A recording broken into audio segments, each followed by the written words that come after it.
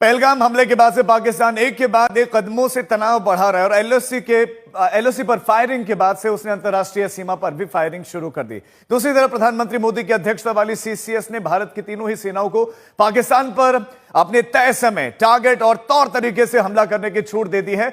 तो आइए आपको यह भी दिखाते हैं कि तमाम रक्षा विशेषज्ञों के मुताबिक वो कौन कौन से विकल्प भारत के पास है जिससे भारत पाकिस्तान को सबक सिखा सकता है। एलओसी पार किए बिना लंबी दूरी के हथियारों से निशाना साधा जा सकता है और सोची समझी और यह संतुलित कार्रवाई होगी और जो बदला है वो भी पूरा हो जाएगा।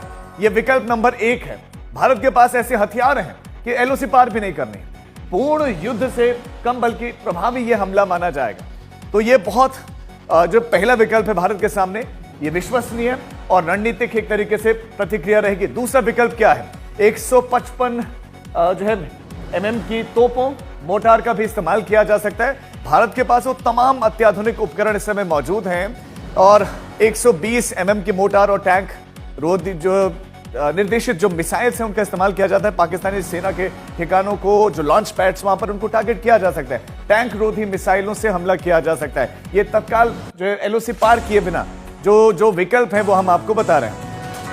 आतंकी लॉन्च पैड को सीधा सटीक निशाना साधकर उसे ध्वस्त किया जाता है। तीसरा विकल्प क्या है? पैरा स्पेशल कमांडोज की तैनाती की जाए। यह तीसरा भी और बहुत ही घातक और बहुत इंपॉर्टेंट ये जो विकल्प भारत के पास है। तो भारत के पास सिर्फ एक नहीं, कई विकल्प हैं। सर्जिकल स्ट्राइक भी इससे पहले भारत कर चुका है। ठीक 2016 में सर्जिकल स्ट्राइक इसी विकल्प के तहत की गई थी, जिसमें उरी में जो अटैक हुआ और शहादत हुई उसका बदला सर्जिकल स्ट्राइक के जरिए किया गया। पीओके में जो आतंकी ठिकाने थे, लॉन्च पैड ध्वस्त कर दिए गए, वहां पर जाकर पीओके में घुसकर जो है इस घटना को अंजाम दिया गया, लॉन्च पैड्स को ध्वस्त किया गया। अब इसके बाद ये तीसरा विकल्प था। चौथे विकल्प की बात करें, चौथा विकल्प भी भारत के सामने है। बड़ा ही संतुलित हवाई हमला किया, जैसा कि फरवरी 2019 में किया गया। राफेल है, मिराज 2000 है, सुखोई 30 इनका इस्तेमाल किया जा सकता है। 2019 में बालाकोट एयर स्ट्राइक में यही हुआ था। जैश ए मोहम्मद के आतंकी ठिकानों को बिल्कुल इसी तरह से ध्वस्त किया गया था और भारतीय वायुसेना का इस्तेमाल किया गया था। क्या क्या विकल्प है हम आपको बता भी रहे हैं। स्कैल्प, क्रिस्टल मेज, स्नाइपर 2000 मिसाइल, ये तमाम मिसाइलें, ये लिस्ट बड़ी लंबी है।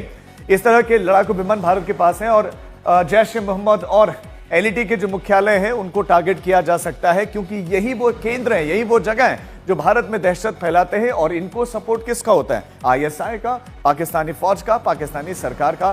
तो ये जो है बहावलपुर हो या लश्कर तैयबा का जो ठिकाने हो, उनके मुख्यालयों को टारगेट किया जा सकता है और इसमें राफेल, मिराज 2000, सुखोई 30, MKI जैसे तमाम जेट शामिल किए जा सकते हैं और बिल्कुल हवा से जमीन तक मार करने में ये तमाम मिसाइलें पूरी तरह से कारगर साबित होंगी। और इजराइल की क्रिस्टल मेज भी, इस तरह की मिसाइलें भी हमारे पास है और अचूक हैं। वैसे माना यही जा रहा है कि इस बार जो भी कार्रवाई होगी अब तक की किसी भी कार्रवाई से बहुत बड़ी होगी।